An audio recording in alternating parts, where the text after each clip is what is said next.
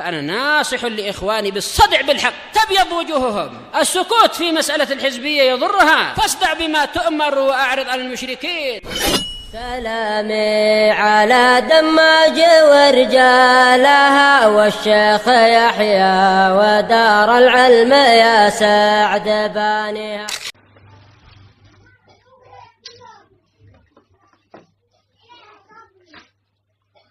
بسم الله الرحمن الرحيم. الحمد لله نحمده ونستعينه ونستغفره ونعوذ بالله من شرور أنفسنا ومن سيئات أعمالنا. من يهده الله فلا مضل له ومن يضلل فلا هادي له.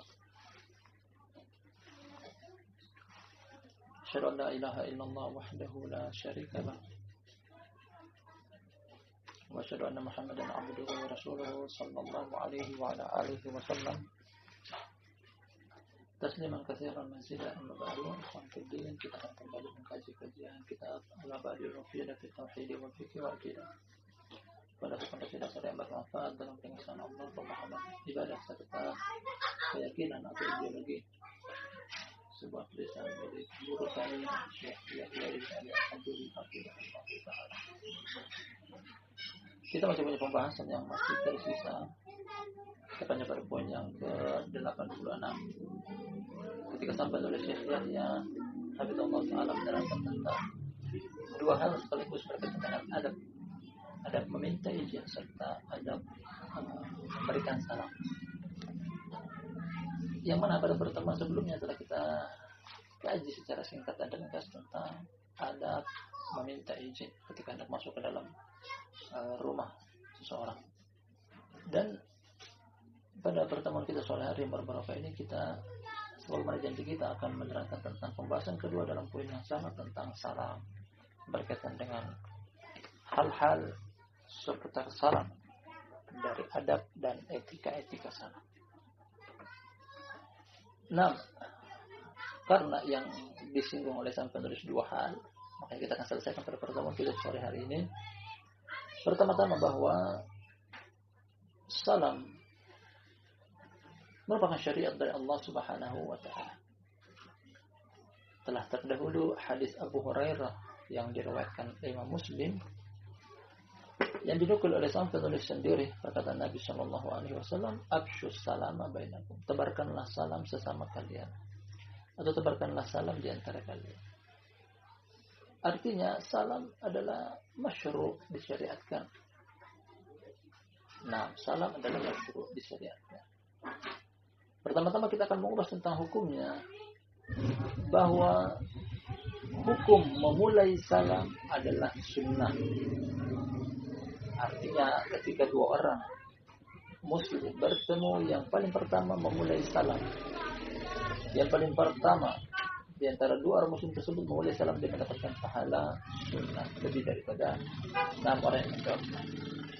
Sedangkan orang yang menjawabnya dia wajib untuk menjawab. Artinya ketika dia tidak menjawab, hukumnya adalah berdosa.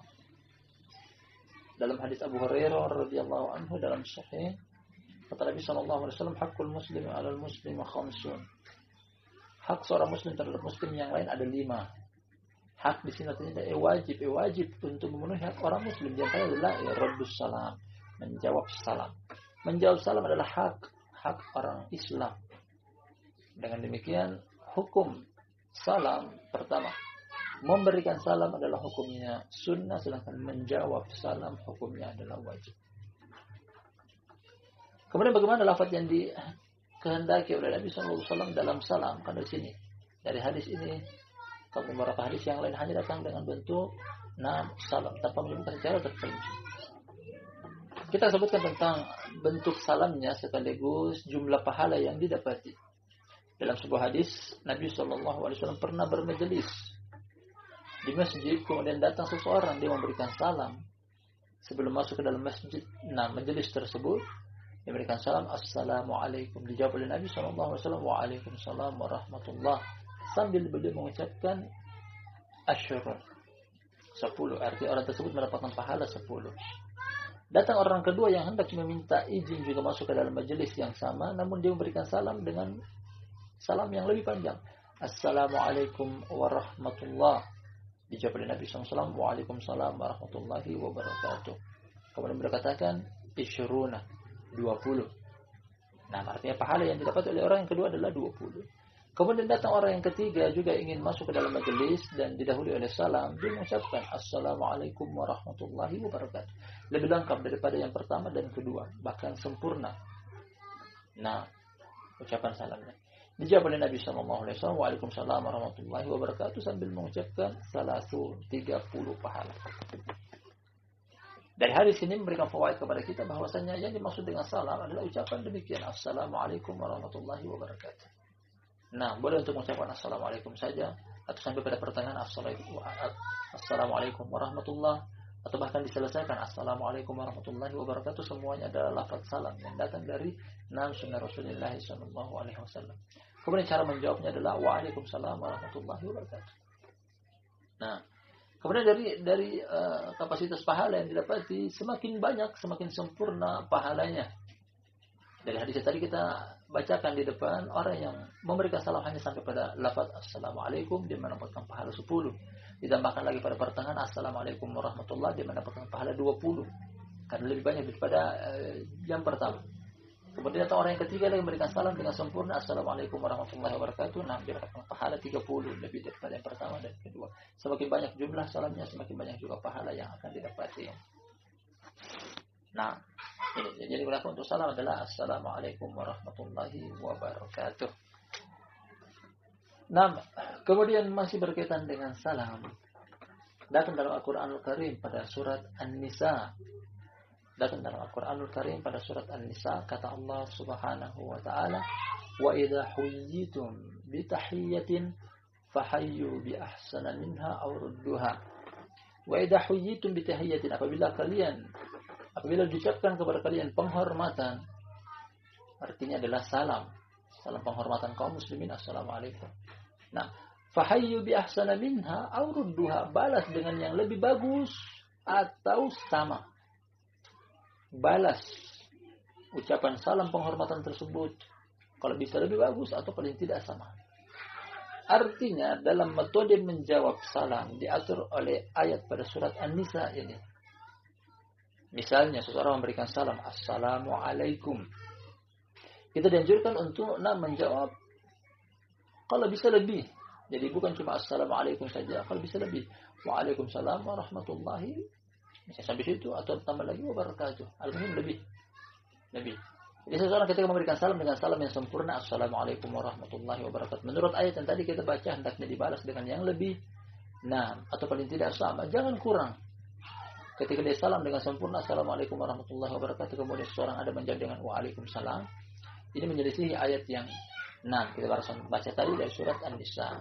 Metode dalam menjawab salam adalah paling tidak sama kalam salamnya, atau kalau bisa lebih, dan itu lebih bagus. Kemudian salam yang tadi kita sebutkan dari hadis, bahwa kalimat yang digunakan untuk salam adalah Assalamualaikum warahmatullahi wabarakatuh, dan dijawab oleh kaum muslimin yang lainnya, Waalaikumsalam warahmatullahi wabarakatuh. Apakah bisa diganti dengan lafaz-lafaz yang lain?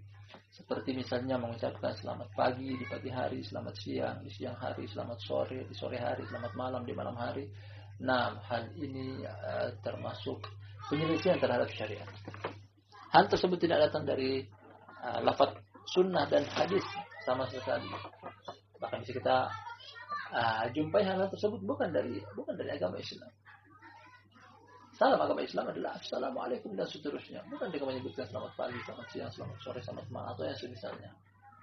Nah, namun fatwa dari guru kami Syekh Yahya Ibn Abdul Hadi rahimahullah ta'ala, seandainya seseorang mengucapkan selamat pagi atau selamat siang atau yang semisalnya sebagai susulan dari salam yang utama, artinya dia mengucapkan dulu Assalamualaikum warahmatullahi wabarakatuh, selamat pagi. Nah, hal ini masih lebih ringan. Hukumnya boleh karena dia datangkan salam yang utama, kemudian dia tambahkan dengan salam yang mungkin sekedar tambahan. Nah, hukumnya boleh. Ketika yang menjawab Waalaikumsalam warahmatullahi wabarakatuh, selamat pagi misalnya, Adapun hanya hanya mengucapkan selamat pagi, selamat siang dan seterusnya tanpa mengucapkan salam yang utama kaum muslimin, assalamualaikum, ini yang terlarang. Nah, bisa jadi tasyabbuh, terdapat penyerupaan dengan non muslim dan itu haram, hukumnya tidak boleh. Nah, apalagi diganti dengan lafaz-lafaz yang tidak syar'i.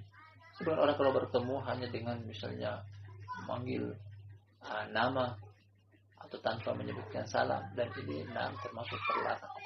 Salam yang disyariatkan adalah dalam agama Islam dengan lafaz yang tadi telah kita sebutkan. Assalamualaikum warahmatullahi wabarakatuh. Kemudian berkaitan masih dengan adab salam.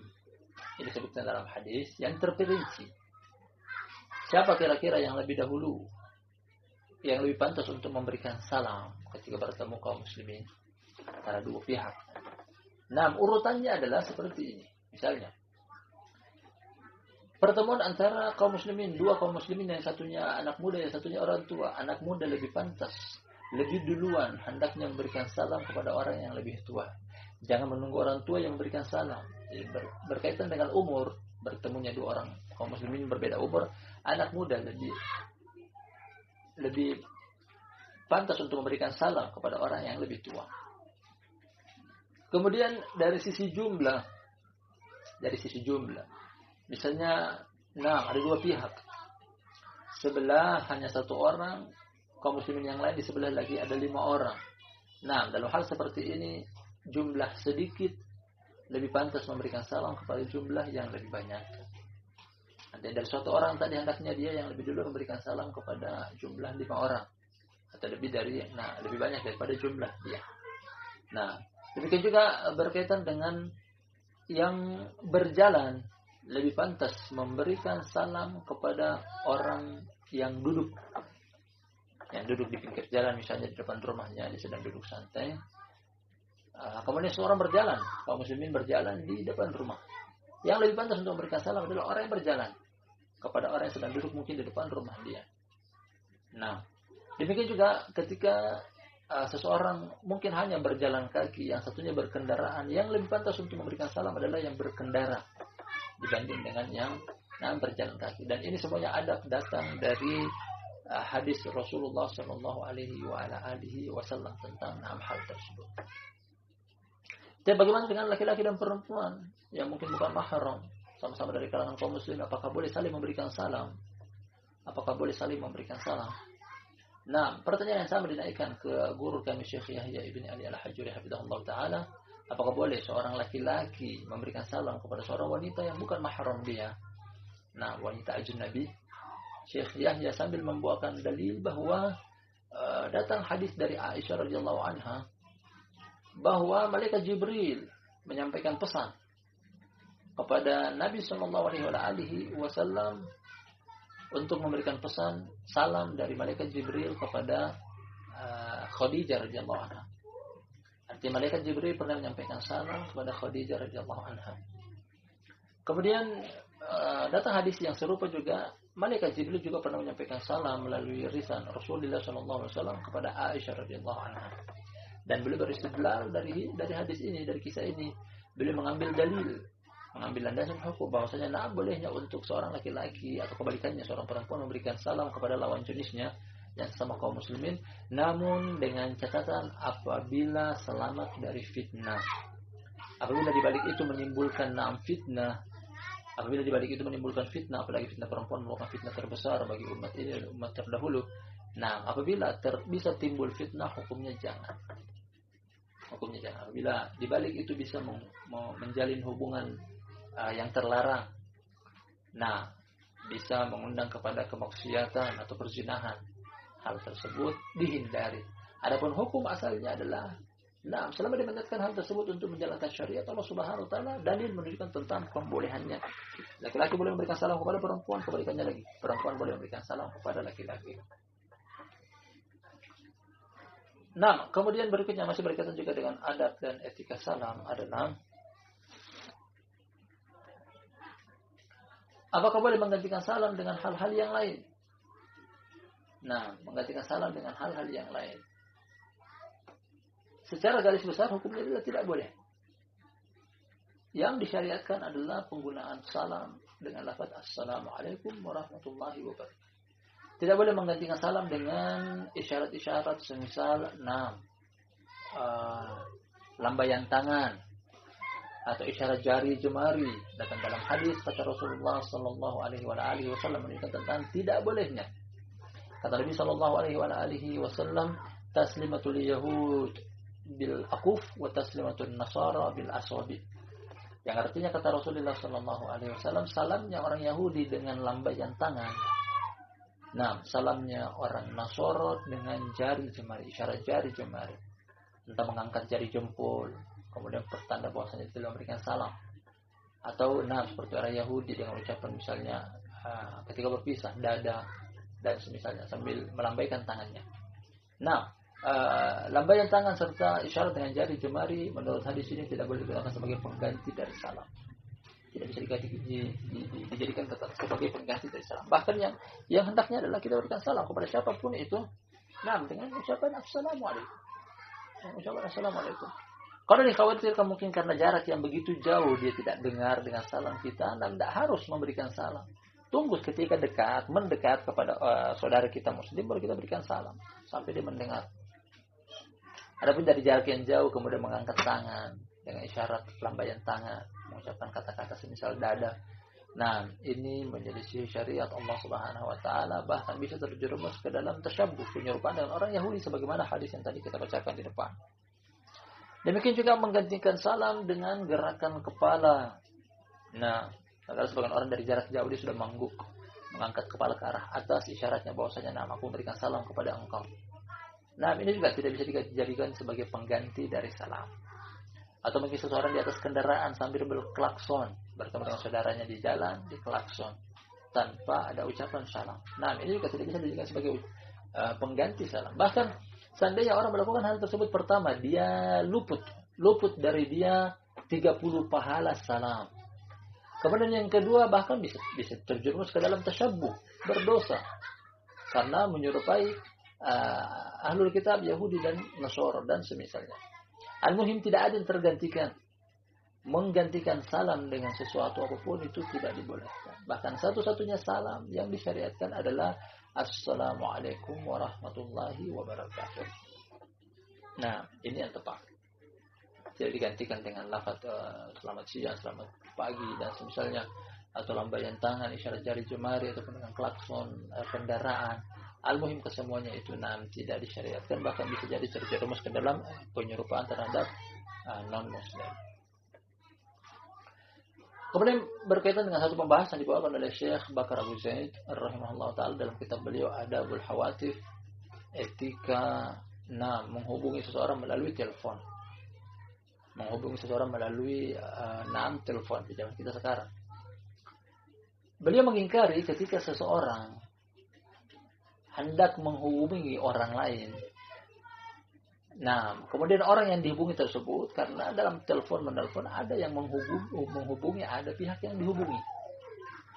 Artinya kita ketika mengangkat telepon dengan tertera nomor seseorang, ketika kita mengangkat tidak disyaratkan untuk kita memberikan salam. Ibaratnya seperti masuk ke dalam rumah seseorang yang mengetuk pintu, si tamu itulah yang memberikan salam. Namun kebanyakan kita boleh pun mengingkari Syekh Bakar Abu Zaid. Ketika kita mengangkat telepon langsung mengucapkan Assalamualaikum. Padahal kita pihak tuan rumah yang ingin dihubungi oleh si tamu. Jadi yang paling pantas untuk memberikan salam adalah si tamu. Tamu menghubungi tuan rumah melalui telepon, dia yang lebih pantas memulai untuk memberikan salam. Kita sebagai penerima telepon hendaknya hanya menunggu salam, kemudian kita menjawab dengan Waalaikumsalam dan semisalnya. Ini yang tepat.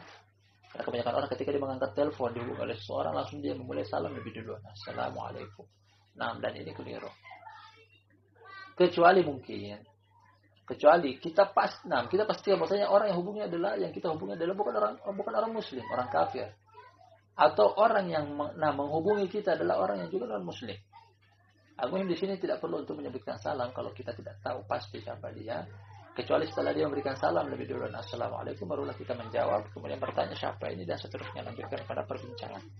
Ini yang diingkari oleh sang penulis maksud kami Syekh Bakar Abu Zaid rahimahullah taala berkaitan dengan adab dan etika salam. Jadi ketika seseorang dihubungi oleh nomor orang lain, dia hanya menunggu salam dari si penelpon, kemudian barulah dia menjawab ketika ada salam dari si penelpon. Ibaratnya seperti yang penelpon tersebut ingin menghubunginya, ingin bertamu ke dalam rumah dia, dan dia hanya menunggu tentang kapan salamnya dia, kemudian dia menjawabnya. Nah, ini berkaitan dengan seputar tentang salam, hal-hal yang berkaitan dengan salam. Nah, kita kelopkan juga dengan berkaitan kemarin dengan bab isti'dzan. Kita kaitkan bahwasanya ketika seorang ingin meminta izin masuk ke dalam rumah, didahului dengan ucapan salam. Hari ini agak terlambat mulainya. Agak terlambat, jadi mungkin sudah telat juga waktunya. Insyaallah kita akan lanjutkan pada poin yang berikutnya di lain waktu, mudah-mudahan demikian. Nah, wallahu taala alam bissawab. Barakallahu fikum jami'an. Mudah-mudahan akan kita kaji pada hari ini bermanfaat. Lebih dan kurangnya mohon dimaafkan. Subhanakallahumma wa bihamdik, asyhadu an la ilaha illa anta, astaghfiruka wa atubu ilaik.